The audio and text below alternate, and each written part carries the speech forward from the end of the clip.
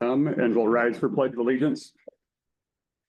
I pledge allegiance to the flag of the United States of America and to the republic for which it stands, one nation, under God, indivisible, with liberty and justice for all. Moving on to item 3, is anybody here for public comment period? All right, hearing none, we'll move to number 4, approval of the agenda. Does anybody have any additions?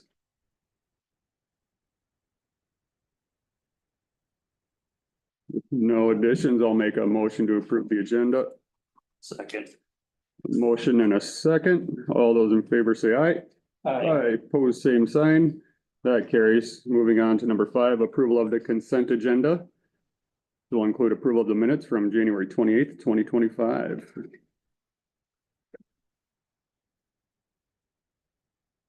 Oh, one correction.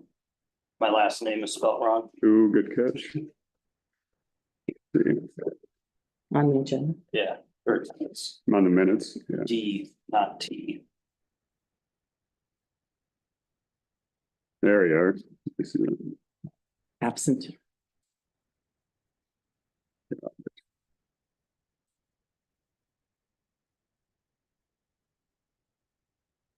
I'll move on the minutes. Perfect. And I will, yeah, and I'll second that with Hunter's correction on the name. Any further discussion? All those in favor say aye. Aye. Pose same sign, and that carries. And Hunter, you're abstaining on that one. Yes. Perfect. And then number 6, approval of the claims for February 11th totaling $33,269.46.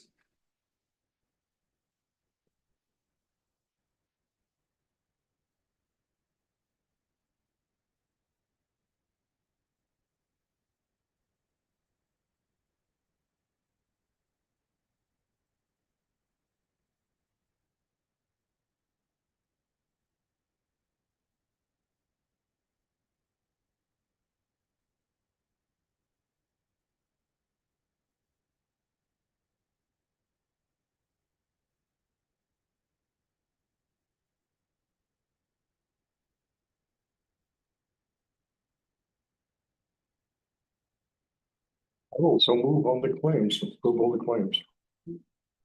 I'll second that. So we have motion second. Any further discussion on the claims? All those in favor say aye. Aye. Pose same sign. That carries. Moving on, number 7, City Attorney Ken Jansen. Good evening, everybody. Sorry I couldn't be there in person tonight. Are you able to hear me all right? Yep. Great. So kind of the big thing to update you guys on is we got a response here from Advantage's attorney that just came in today. I kind of gave you an update last month that we had sent out a request just for what they were requesting in damages. And so they responded.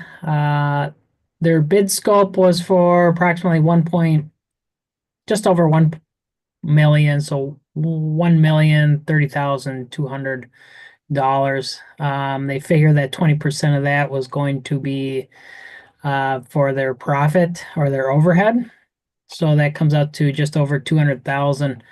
And then they recognize that litigation would cost both parties money, so they drop it off $50,000. So in the end, they're requesting approximately $154,000 to settle this litigation. Now, Shane and myself, we received this update from Shelley Ryan, who was the attorney that's been brought on by the League of Minnesota Cities to represent us in this claim. Miss Ryan, she did not feel that this was I guess, anywhere in the ballpark of reasonable. It didn't appear. So what I'm recommending is that we have a meeting, either myself and Miss Ryan or myself, Shane, and Miss Ryan next week or sometime soon thereof. And we discuss that. I don't think it would be prudent to enter into this agreement to settle at this price. I think, given the advice of Miss Ryan and I guess my knowledge of this and research, I don't think that this is a fair offer for settlement or even in the ballpark of a fair offer.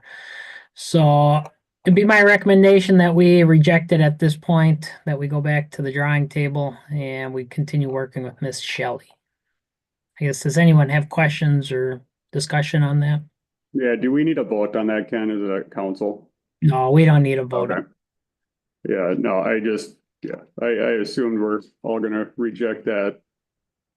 I think just insanely inflated number. Yeah, we struggled to have them discuss the settlement at all. And then this initial offer after a long period of silence, I just really struggle with that number. So, I can't see that it's in their best interest to be pulling a number like that. No. That's just not the cards. no. Good, and I'd be happy to hop in with discussions, Ken, but I know you and Shelley Ryan have been going back and forth on this. I see no issue of you guys keeping the discussion. I know we followed the guidance and advice of our insurance provider, League of Minnesota Cities. I'm still just in awe that the city's involved in this to begin with, but any sort of settlement is, in my mind, not reasonable, but we could be surprised later on. I'll certainly reach out with Shelley. I'll shoot her an email tomorrow and I'll set up a time that I can meet with her and then I'll keep you guys informed on what I figure out. Perfect. Any other questions for Ken? Easy enough. All right. Anything else, Ken? I feel like there's a lot of pokers in the fire at this point, but I guess at this point, not a whole lot more to update. So nothing more. Excellent. Thank you, sir. Move on to 8, resolution 2025-06, Green Isle Fire Department donation. Page. Last page, you got it. Yeah, I didn't see it on this. And this donation just covers it. The city gratefully accepts the $2,000 donation from Green Isle Fire Department and will use it as requested.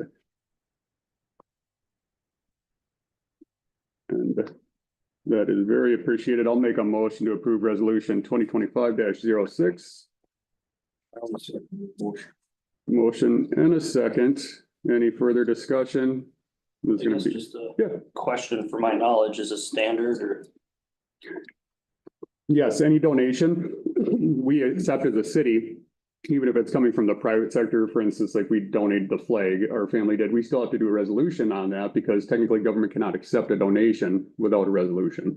Okay, So, yep, and they can ask where the money is spent and the city can choose to adhere to that. And we typically do. I can't think of situations where we wouldn't, but say somebody wants to donate it to Lions Park, then it goes to Lions Park. We do our best as when that donor comes through for it to send it where it's needed. all right, sounds good. Right. And a roll call vote. Yes. Perfect. I'm a yes, Yes. and that carries. And number 9, school update. You really have anything for school updates at this point? I know.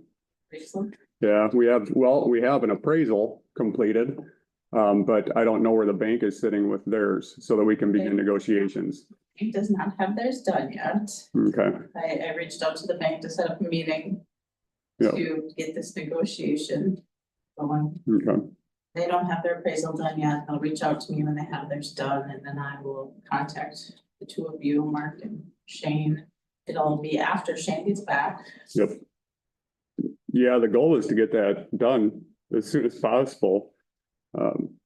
Ken, what's gonna be a reasonable timeline in your recommendation for us to wait for the bank to finish their appraisal? We moved forward, got it done as soon as possible. And I mean, that was a course over a few months, just so that we did it legally and swiftly. And here we are in limbo with the bank waiting on theirs. Yeah, and it's hard to say. I don't know what the holdup is on their end. It shouldn't take all that long to get the appraisals done. I think it's, from my understanding, they haven't started any foreclosure proceedings or anything of that nature. So I would sure think it's in their best interest to get this done as soon as possible as well.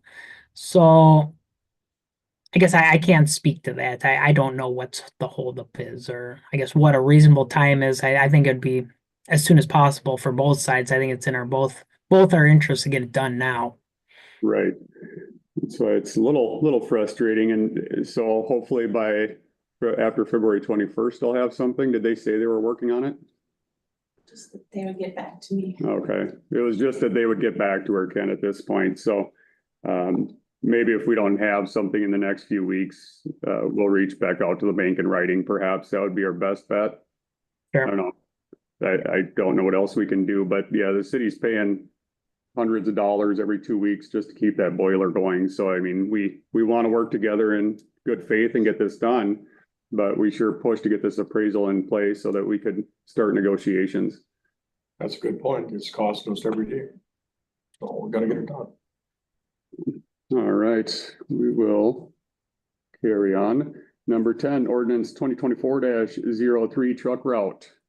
That is gonna turn into ordinance 2025-01, That is. first ordinance of this Let's see year. that. We're moving that along. But it is in the comp plan, so we can't just bring it to council and adopt the ordinance because it is in the comp plan. We have to take it to planning and zoning. The comp plan changes and the proposed ordinance to change those truck routes. They're not big changes. It's just that Western Avenue has been changed from a 4-ton to a 6-ton. Just a part of it. The newest part would be 6-ton. The old part would still stay full. So just The newest part, which would be north of Fifth, is that what's north? Right, we're down by to Kilkenny would start there. right? Yeah, it'd be the north of, To Kilkenny, yeah. yeah, north of Fifth.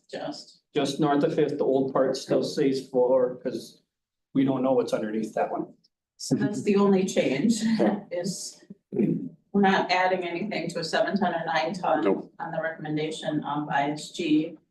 Just changing that, but it has to go to planning and zoning to review the ordinance and to review the change to the comp plan. They would make the recommendation to city council to make those changes to the comp plan and to the ordinance. We have to schedule a public hearing Mhm. to adopt the ordinance. At that time, it's in our best interest to just also put in the public hearing notice that we'll be amending our comprehensive plan. And we'll be letting everybody know what we're changing with those truck routes, so they will know. We could schedule a special meeting of the planning and zoning next week, Wednesday. Probably wouldn't hurt so we can get that set by spring. Cause a lot of them will start first. They're gonna start March. asking too. They really should. So We won't have it in place by 1st of March. We do have to do the public hearing notice. no, I understand that, but by the 1st of March, we need to have something probably possibly put on the website. Even if it still says 4-ton for that, we Yeah, definitely and need to that get can- that out there. That can be on the website, what we have, because that is what's current. And then I don't know if Diane's ordered a couple of signs, cause I know the city of Eden Prairie does 6-ton, just for example, 6-ton road restrictions during March 1st to May 1st. They have signs posted and they just leave them up year round. They usually post it on the major roads, so like all we really need is, and it'd say like all city streets.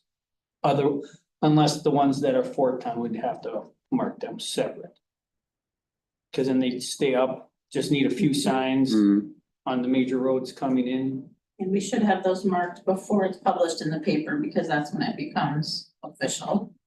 You should have those 4-ton ones marked Yep, to and keep then- people off of there. And a certain sign that says 6-ton during road postings. Probably a lot of them are switching to road postings because a lot of cities are going with what the state guideline is now. When the state puts it on, most of the cities have them on too. it's a lot easier that way for people Yeah. coming in and out of town.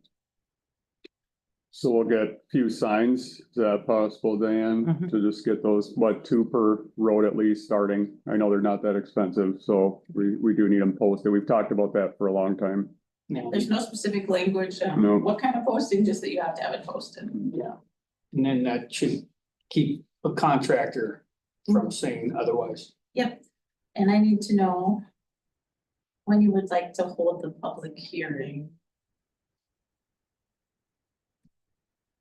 Because we can't after we get it done, without. We have to allow 11 days posting time in the newspaper. Let's say, when does planning, so if planning and zoning meets, the would we, 19th. okay, so we wouldn't quite, no, we would make that, we would make that council if If it's, we.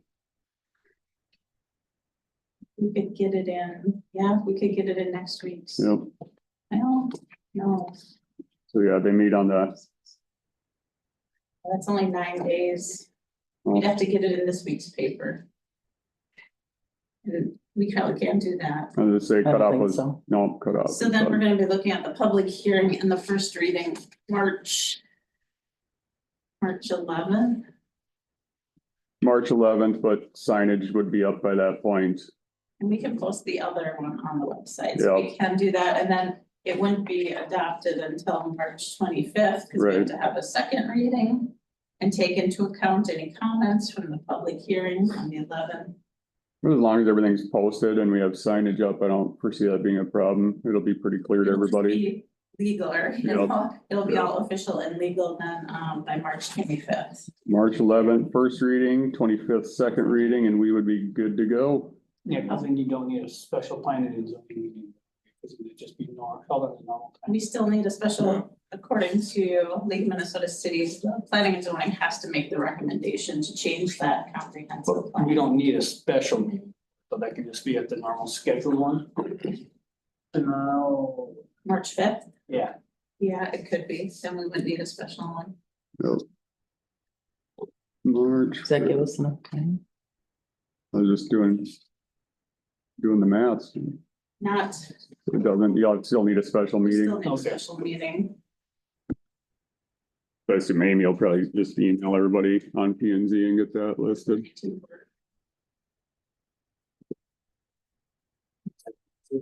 yeah, So we will plan on the 19th. February 19th.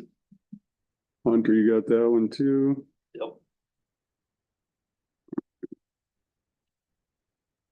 That's, And you will be out of town, but that is okay. yeah, I'm not on P and Z anymore.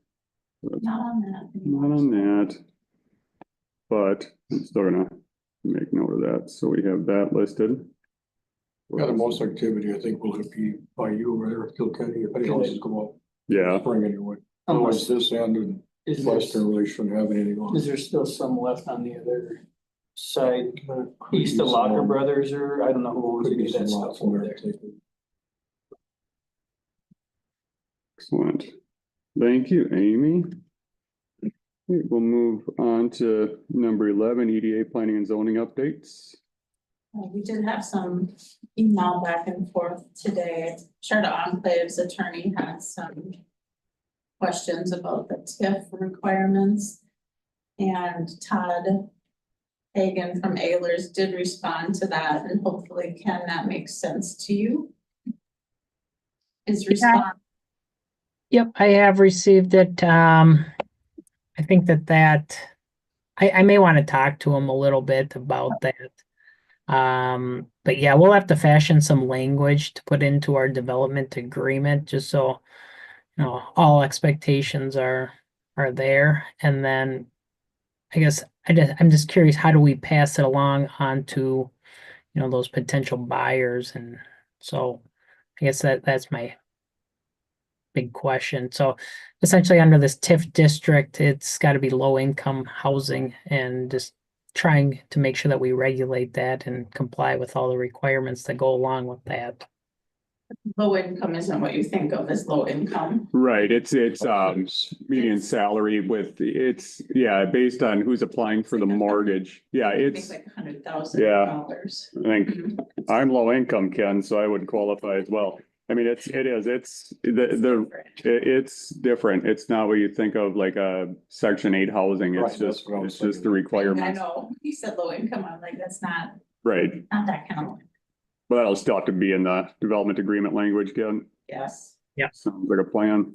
Ken, did you get my email? I sent you that information from engineer Brian Patel about what he wanted to see in the development agreement.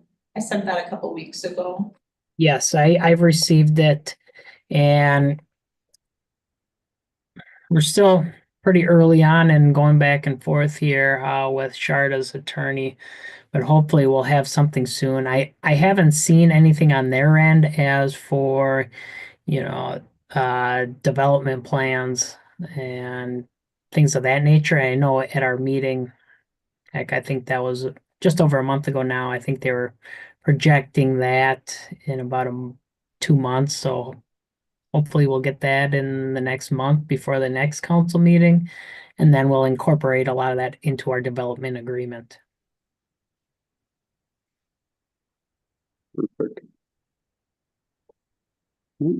Anything else, Amy? Then Ken and I also emailed back and forth, talking about the lots that are for sale. Yeah. We have Bartles looking at the lots, and we had another company at the last EDA meeting, considering purchasing a lot. And some of the industrial park lots are owned by the city of Green Isle instead of the Economic Development Authority, which is different. And the only lots owned by the EDA were the ones tied to the bond. Right. So I'm guessing something got changed at some point, separating those lots, something to do with the bond. But in order for us to sell those for economic development, they have to be owned by the Mhm. EDA. Because otherwise we can't offer the business subsidies. We have a business subsidy policy here in Green Isle, tied Right. around jobs and tax base. But we'll need to, Ken can maybe just take care of a purchase agreement and somehow selling that land from the city of Green Isle to the EDA before we close on these deals with Bartles and. Yeah, it'd be nice to get that taken care of right away, just so it's good on paper. Yeah, so kind of boils down to, so statutorily, the city as an entity is able to, I guess, sell and acquire property for city business and economic development. That falls to the EDA, and that's kind of the purpose of the EDA. So in order for us to accomplish that, we'd have to do some sort of transfer of these properties over to the EDA if that's how we want to proceed with them. And then we can impose all these development agreements and things of that nature on top of them. Is Lori at your office able to get something on that for us, Ken? Yeah, I don't suspect it'll be all that difficult. We can do some sort of quick claim deed or, something to transfer it over. I don't suspect there's going to be, I guess, too big of a fight between the EDA and the city. No, it'll be nice to have that done. It would be nice to have that done before spring. Right. Before, Bartles, once they do have their financing in place, I'm assuming they'll be ready to go and then they'll want to dig ground, so. Yeah, because we're looking at, gosh, starting March next month, your next in-person.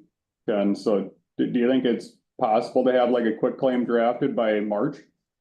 I think that's possible. I'll talk with Lori in my office. I don't think it'll take her all that long to put these together. Perfect. Awesome, thank you. Thank you so much. Anything else, Amy? That is all I have. A lot of good stuff. All right. And then for other, we had council applicants. That period has closed. So interviews are scheduled end of this week. So we will get that completed and then have that on the agenda for the next council meeting for a vote to appoint council member to take over former council member Edward Zimmerman's place. And without further ado, I will make a motion to adjourn. I'll second. Motion second. Any further discussion? All those in favor say aye. Aye.